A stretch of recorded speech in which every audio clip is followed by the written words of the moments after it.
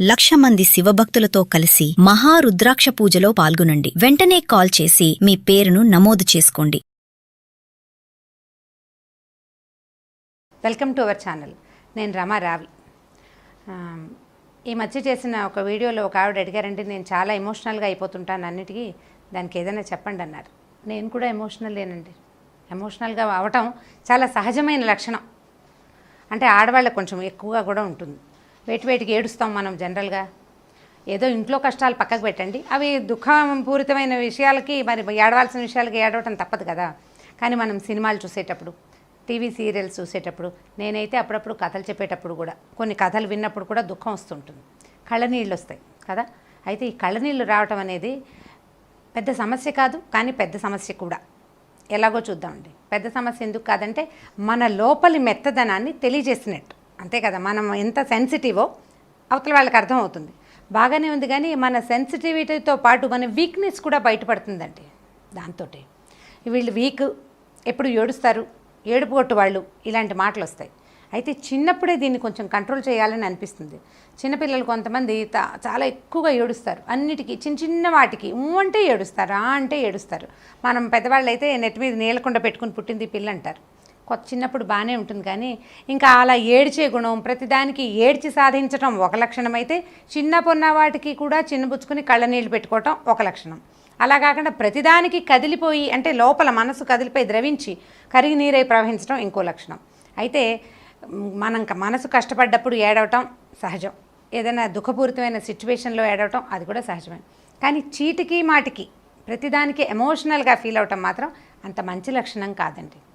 దీనివల్ల మనని మిగిలిన జనం అంతా వీక్గా ఫీల్ అయ్యే అవకాశం ఉంది. వీళ్ళు బలహీనులు, దేన్ని తట్టుకోలేరు, సెన్సిటివ్, వీళ్ళకేం చెప్పకూడదు, వీళ్ళతోటి అంటే పెద్ద పెద్ద విషయాలు షేర్ చేసుకోకూడదు, వీళ్ళు ముందే ఏడుస్తారు కాబట్టి అని ఇలా ఆలోచించి మనని వీకర్ సెక్షన్ కింద జమ కడతారు.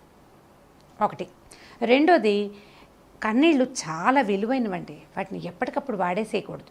చాలా మంచి ప్రైమ్ సిచ్యువేషన్స్కి మాత్రమే ఉంచుకోవాలి. దుఃఖపూరితమైన వ్యవహారాలు వేరే సంగతి అనుకోండి. చాలా ప్రైమ్ సిచ్యువేషన్లో మనం ఏది హ్యాండిల్ చేయలేనప్పుడు మన కన్నీళ్ళు దాన్ని హ్యాండిల్ చేస్తాయి. ఎప్పుడది? రేర్గా వచ్చేటప్పుడు. ఎంతసేపు వస్తుంటే ఇంకా ఏముంది, ఏమీ లేదు. మున్సిపాలిటీ కుళాయిలోంచి వచ్చే నీళ్ళ చుక్కల్లాగా మనల్ని పట్టించుకోరు జనం. కాబట్టి కన్నీళ్ళని కంట్రోల్ చేయండి. మనం ఎమోషనల్గా ఫీల్ అవుతున్నామని మనకు అనిపిస్తుంది, ముందు మనకు తెలుస్తుంది కదా. నాకైతే అరిచేతుల్లోంచి తిమ్మిర్లు వస్తాయి, చేతులు జివ్వమందంటే కంట్లో నీళ్ళు వస్తాయని అర్థం. నేను చేతులు రుద్దుకుంటాను, గబగబా బయటికి వెళ్ళిపోవడానికి ట్రై చేస్తాను. కెమెరా ముందు నుంచి పారిపోయే అవకాశం లేదు కాబట్టి నేను ఏడుస్తూ మీ అందరికీ దొరికిపోయాను ఒకసారి. ఈవెన్ మా జయ కూడా అలాగే దొరికాను, మీరు ఏడ్చారు రమ్మగారు అంటుంది ఎప్పుడు. సో ఈ ఏడవకుండా ఉండాలంటే సిచ్యువేషన్లో ఉండకుండా వెళ్ళిపోండి. ఇప్పుడు ఏదో జరుగుతుంది అక్కడ, మనకు దుఃఖం వచ్చేటట్టుగా కనపడుతోంది, మనం ఎమోషనల్గా ఫీల్ అవుతున్నప్పుడు సీన్లో నుంచి బయటికి కనుక వెళ్ళిపోతే నెంబర్ 1 దుఃఖం రాదు. సీన్ నుంచి తప్పిపోతాం కాబట్టి ఫోన్ వచ్చినట్టు యాక్ట్ చేసి బయటికి వెళ్ళిపోవచ్చు. లేదా అరిచేతోటి తల కిందకి దించుకుని మనలోకి మనం ఆలోచించడం మొదలుపెట్టినా కూడా దుఃఖం రాదండి, దాన్ని కంట్రోల్ చేయగలుగుతాం. సాధారణంగా ఎవరైనా పెళ్ళిళ్ళు అయ్యేటప్పుడు అలాంటప్పుడు మనకు కష్టంగా ఉంటుంది. అప్పగింతలు అవి చేస్తారు పెళ్ళిళ్ళలో. అమ్మో ఈ పిల్ల పుట్టిళ్ళు వదిలిపెట్టి వెళ్ళిపోతుందంటే, ఈ పెళ్లి వాళ్ళు ఏడిస్తే బాగానే ఉంది, అంటే ఏ పిల్లని ఇస్తున్నారో వాళ్ళు ఏడవటమే కాదు, పెళ్ళికి వచ్చిన మనబోట ఆడంగులందరూ కూడా కళ్ళనీళ్ళు పెట్టుకుంటూ ఉంటాం. మనని మనం గుర్తు చేసుకుంటాం మొదట. తర్వాత మన రేపొద్దున మనకి పుట్టిన ఆడపిల్లల పెళ్ళిళ్ళకి ఇలాగే చేస్తాం, పిల్లల్ని బయటికి పంపిస్తాం అనేది గుర్తొచ్చినప్పుడు కూడా మనకు దుఃఖం వస్తుంది. ఇవన్నీ చాలా సహజమైనవి. అంటే గ్రూప్లో ఏడవటం న్యాచురల్ థింగ్ కదా, ఇది బాగానే ఉంటుంది. కానీ అవి గుర్తు చేసుకుని ఇంటికి వచ్చాక కూడా ఏడుస్తున్నాం అనుకోండి, అది న్యాచురల్ కాదు, కొంచెం అన్యాచురల్గా ఉంటుంది. అలాంటి వాటి నుంచి బయటపడండి. మనసుకి దృఢత్వాన్ని తెచ్చుకోవాలంటే ఇది లోక సహజమైన సంగతి, ఇది ప్రతి చోట ఉంటుంది అని మనకి మనం నచ్చ చెప్పుకోవాలి. అప్పుడు దుఃఖం కొంత ఉపశమనంగా ఉంటుంది. ఎక్కువగా ఏడవం. వీక్గా అంటే బలహీనులుగా గుర్తింపబడే అవకాశాన్ని ఇచ్చే కన్నీళ్ళని దాచిపెట్టండి, వాటిని అందరికీ ప్రదర్శించద్దు. అవసరమైనప్పుడు మాత్రమే కన్నీటిని బయటికి తీసుకొస్తే వాటికి విలువ పెరుగుతుందండి. జాగ్రత్తగా ఉండండి, అన్నిటికీ ఏడవకండి. ఎమోషనల్గా అయిపోతుంటే దాన్ని కంట్రోల్ చేసుకోవటం ఎలా అనేది ఆలోచించండి, ఆటోమేటిక్గా ఎమోషన్ పోతుంది. అమ్మో నాకు ఏడుపు వస్తుంది, ఇప్పుడు నేనేం చేయాలి అని ఆలోచించారా, ఏడుపు ఆగిపోతుంది. ఆలోచించకపోతే ఆటోమేటిక్గా కళ్ళనీళ్ళు బయటకు వచ్చేస్తాయి. ఇంకొకసారి దీని మీద ఆలోచించి చూడండి, ఇది ఒక ఇంట్రెస్టింగ్ సబ్జెక్ట్. ఈ వీడియో కనుక మీకు నచ్చినట్లయితే లైక్ చేయండి, షేర్ చేయండి. మరిన్ని వీడియోస్ కోసం సుమన్ టీవీ లైవ్కి సబ్స్క్రైబ్ చేసుకోండి. Welcome to our channel. నేను రమా రావి. ఈ మధ్య చేసిన ఒక వీడియోలో ఒక ఆవిడ అడిగారంటే నేను చాలా ఎమోషనల్గా అయిపోతుంటాను అన్నిటికీ, దానికి ఏదైనా చెప్పండి అన్నారు. నేను కూడా ఎమోషనలేనండి. ఎమోషనల్గా అవటం చాలా సహజమైన లక్షణం. అంటే ఆడవాళ్ళకి కొంచెం ఎక్కువగా కూడా ఉంటుంది. వేటికి ఏడుస్తాం మనం జనరల్గా. ఏదో ఇంట్లో కష్టాలు పక్కకు పెట్టండి, అవి దుఃఖపూరితమైన విషయాలకి మరి ఏడవాల్సిన విషయాలకి ఏడవటం తప్పదు కదా. కానీ మనం సినిమాలు చూసేటప్పుడు, టీవీ సీరియల్స్ చూసేటప్పుడు, నేనైతే అప్పుడప్పుడు కథలు చెప్పేటప్పుడు కూడా కొన్ని కథలు విన్నప్పుడు కూడా దుఃఖం వస్తుంటుంది, కళ్ళనీళ్ళు వస్తాయి కదా. అయితే ఈ కళ్ళనీళ్ళు రావటం అనేది పెద్ద సమస్య కాదు, కానీ పెద్ద సమస్య కూడా. ఎలాగో చూద్దామండి. పెద్ద సమస్య ఎందుకు కాదంటే మన లోపలి మెత్తదనాన్ని తెలియజేసినట్టు, అంతే కదా. మనం ఎంత సెన్సిటివో అవతల వాళ్ళకి అర్థమవుతుంది. బాగానే ఉంది, కానీ మన సెన్సిటివిటీతో పాటు మన వీక్నెస్ కూడా బయటపడుతుందండి. దాంతో వీళ్ళు వీక్, ఎప్పుడు ఏడుస్తారు, ఏడుపు కొట్టు వాళ్ళు, ఇలాంటి మాటలు వస్తాయి. అయితే చిన్నప్పుడే దీన్ని కొంచెం కంట్రోల్ చేయాలని అనిపిస్తుంది. చిన్నపిల్లలు కొంతమంది చాలా ఎక్కువగా ఏడుస్తారు, అన్నిటికీ చిన్న వాటికి అంటే ఏడుస్తారు, అంటే ఏడుస్తారు. మనం పెద్దవాళ్ళు అయితే నెత్తి మీద నీళ్ళకుండ పెట్టుకుని పుట్టింది పిల్ల అంటారు.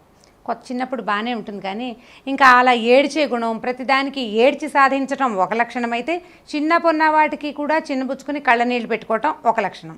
అలా కాకుండా ప్రతిదానికి కదిలిపోయి, అంటే లోపల మనసు కదిలిపోయి ద్రవించి కరిగి నీరై ప్రవహించడం ఇంకో లక్షణం. అయితే మనం మనసు కష్టపడ్డప్పుడు ఏడవటం సహజం, ఏదైనా దుఃఖపూరితమైన సిచ్యువేషన్లో ఏడవటం అది కూడా సహజమే. కానీ చీటికి మాటికి ప్రతిదానికి ఎమోషనల్గా ఫీల్ అవటం మాత్రం అంత మంచి లక్షణం కాదండి. దీనివల్ల మనని మిగిలిన జనం అంతా వీక్గా ఫీల్ అయ్యే అవకాశం ఉంది. వీళ్ళు బలహీనులు, దేన్ని తట్టుకోలేరు, సెన్సిటివ్, వీళ్ళకేం చెప్పకూడదు, వీళ్ళతోటి అంటే పెద్ద పెద్ద విషయాలు షేర్ చేసుకోకూడదు, వీళ్ళు ముందే ఏడుస్తారు కాబట్టి అని ఇలా ఆలోచించి మనని వీకర్ సెక్షన్ కింద జమ కడతారు. ఒకటి. రెండోది, కన్నీళ్ళు చాలా విలువైనవండి, వాటిని ఎప్పటికప్పుడు వాడేసేయకూడదు. చాలా మంచి ప్రైమ్ సిచ్యువేషన్స్కి మాత్రమే ఉంచుకోవాలి. దుఃఖపూరితమైన వ్యవహారాలు వేరే సంగతి అనుకోండి. చాలా ప్రైమ్ సిచ్యువేషన్లో మనం ఏది హ్యాండిల్ చేయలేనప్పుడు మన కన్నీళ్ళు దాన్ని హ్యాండిల్ చేస్తాయి. ఎప్పుడది రేర్గా వచ్చేటప్పుడు.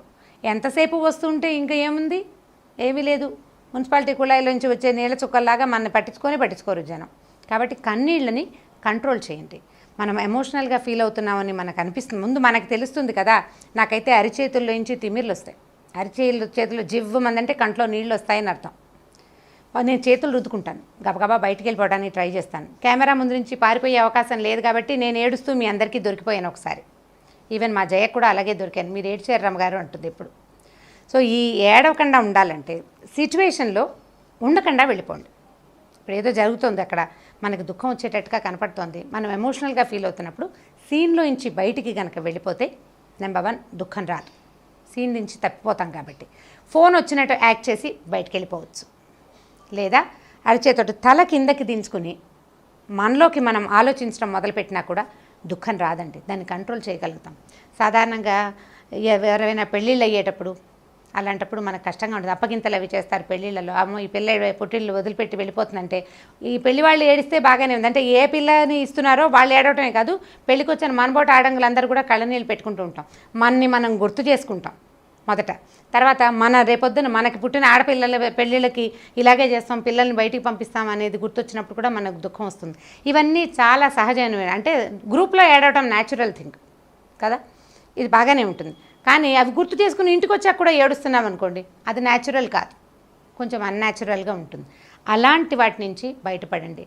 మనసుకి దృఢత్వాన్ని తెచ్చుకోవాలంటే ఇది లోక సహజమైన సంగతి, ఇది ప్రతి చోట ఉంటుంది అని మనకి మనం నచ్చ చెప్పుకోవాలి. అప్పుడు దుఃఖం కొంత ఉపశమనంగా ఉంటుంది. ఎక్కువగా ఏడవం, వీక్గా అంటే బలహీనులుగా గుర్తింపబడే అవకాశాన్ని ఇచ్చే కన్నీళ్ళని దాచిపెట్టండి, వాటిని అందరికీ ప్రదర్శించద్దు. అవసరమైనప్పుడు మాత్రమే కన్నీటిని బయటికి తీసుకొస్తే వాటికి విలువ పెరుగుతుందండి. జాగ్రత్తగా ఉండండి, అన్నిటికీ ఏడవకండి. ఎమోషనల్గా అయిపోతుంటే దాన్ని కంట్రోల్ చేసుకోవటం ఎలా అనేది ఆలోచించండి, ఆటోమేటిక్గా ఎమోషన్ పోతుంది. అమ్మో నాకు ఏడుపు వస్తుంది, ఇప్పుడు నేనేం చేయాలి అని ఆలోచించారా, ఏడుపు ఆగిపోతుంది. ఆలోచించకపోతే ఆటోమేటిక్గా కళ్ళనీళ్ళు బయటకు వచ్చేస్తాయి. ఇంకొకసారి దీని మీద ఆలోచించి చూడండి, ఇది ఒక ఇంట్రెస్టింగ్ సబ్జెక్ట్.